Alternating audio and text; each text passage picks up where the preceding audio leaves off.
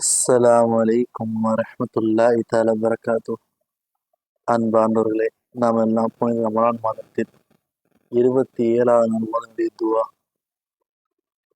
அல்லாஹும்ம வஃபிர் ஹல்லி ஃபீஹி மினன் நவாஃபிலி வக்ரிம்னி பின்ஜாஹில் ஹவாயிஜி வல் மசாயிலி வகுர்பி வசீலதி இலைக்க மின் பைனில் வசாயிலி யாமன் லா இப்ரிமுஹு இல்ஹாஹுல் முலஹீன் பிரஹ்மதிக யா ரஹ்மர் ராஹிமீன். யா அல்லாஹ், இந்நாளில் எங்களை சோர்வடை செய்து விடாதே யா அல்லாஹ்.